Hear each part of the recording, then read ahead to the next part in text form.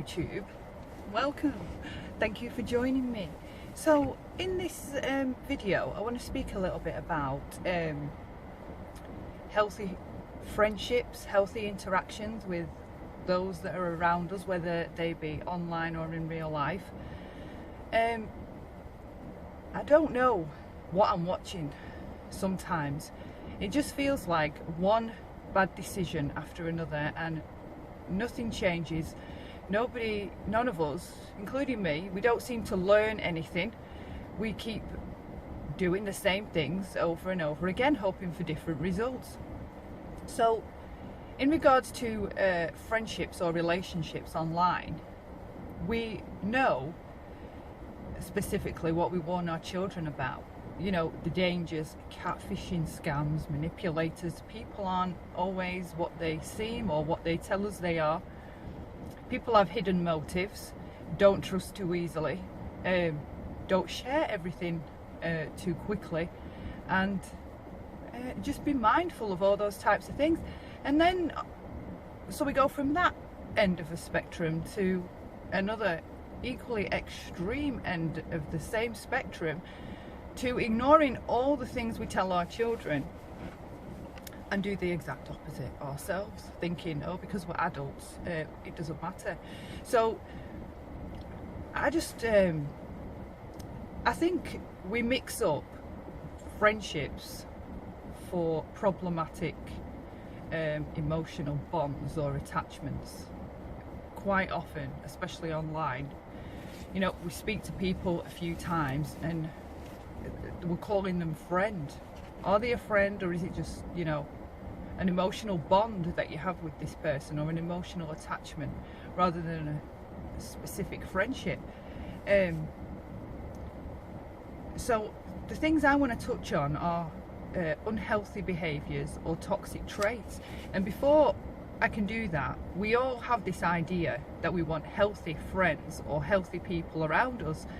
So if we're conscious of that, how do we get and keep healthy people in our lives and around us? Because if we can't spot toxic traits, if we can't spot what's unhealthy, how do we know that potentially this person that we've just got talking to is all right, that they're of sound mind, or that they're hiding something sinister and they're actually quite toxic, and if you don't do things their way, they're going to come after you in some kind of fashion. So we can't spot these traits if we don't know what we're looking for. And there's things that we can all do and be proactive in learning these behaviours or unhealthy behaviours to look out for, that we can kind of steer ourselves away ahead of time, instead of ploughing, I don't know, quite short term on YouTube really, but instead of ploughing like 3, 4, 5 months investing into this other person only for it to go south quickly, and we're left wondering why. We don't know how this happened. Like, do we not look at our own behaviour? Was there anything that we did or missed that could have headed this off sooner rather than later? Because I think there are definitely things we can take accountability for and be responsible for, things that we did or didn't do or didn't know to do, that ended up having, you know, that ended up leading us towards this bad unhealthy relationship. So do we know in real time how to spot shift responses or triangulation, or what's another one, idealization? Do we know what that looks like? Like, some of us have heard terms like projection and gaslighting, but then some of us don't always use it in the right way, or we assume that projection must always be from a toxic person, and it's projecting something bad onto something else. It's not so. So manipulators and unhealthy individuals, let's say, or toxic individuals, typically us normal people, like healthy people if you will, some of us will keep fairly okay boundaries, give or take. But once we feel familiar, once somebody feels familiar to us, or once we find that we have a few things in common and there's kind of a bond over the shared things we have in common, drop our guard, relax, and give way to all our boundaries. We don't hold tight to them. And typically that's because, and this is what manipulators look to do, you know, the ones like the ones that are going to con you, that are after something, that have an ulterior motive. They work two angles: familiarity and commonality. Okay, so they work on getting you to feel familiar, getting them to feel familiar in your eyes, and having things in common with you. Because when we have something in common with another individual and we feel like they're on the same vibe as we are, that's our weak spot, our vulnerable spot. After that moment of feeling like, oh, this person's just like me, we then project onto them that they are in fact just like us, when really it doesn't mean they're anything like us. It just means they have 2 or 3 things in common with us, or we've shared the same trauma or the same experience, had the same childhood, had the same domestic violence background maybe, and it can be anything. We share the same difficulties in our personality, the same mental health issues, whatever it is. So they work on those 2 areas, feeling familiar and having things in common with you, because they know when they do that, that you will lower your guard, drop your boundaries, and they'll get away with pretty much anything that they want to get away with. Whether that be asking you for favours, taking money, giving you sob stories. You're more likely to give a sob story to someone that feels familiar and that you have shared experiences with. And I think looking around on YouTube, we all know that to be true.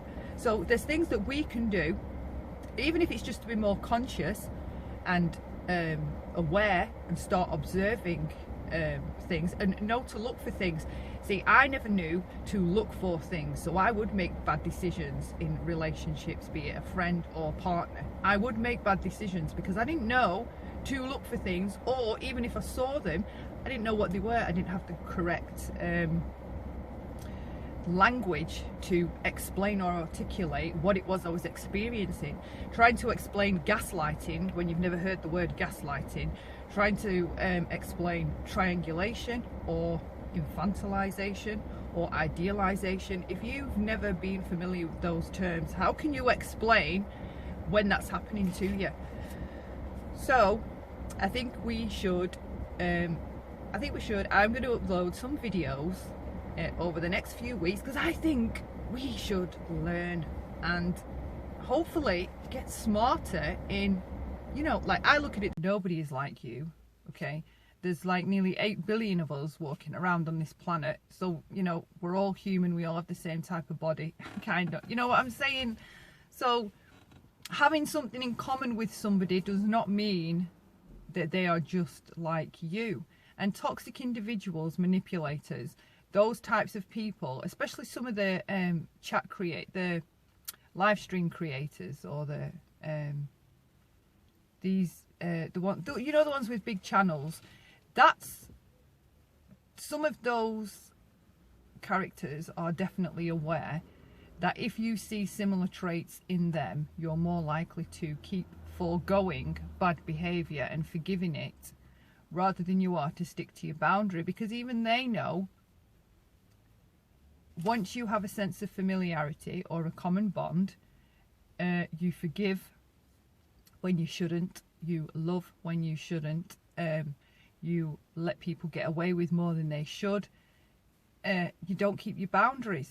Like, people are aware of how to play that kind of a manipulative game. So I think it's only fair too that us on the other side of that should know that when we show up to these places and spend time around vast amounts of other human beings, like, we should be aware of what is healthy behaviour and what is unhealthy behaviour and what's toxic. So lots of us will and do display unhealthy behaviours at times, but there is a distinct difference of repeated toxic behaviour to unhealthy behaviour. Somebody that just does something, you know, maybe swears and cusses occasionally at somebody if they've had a falling out.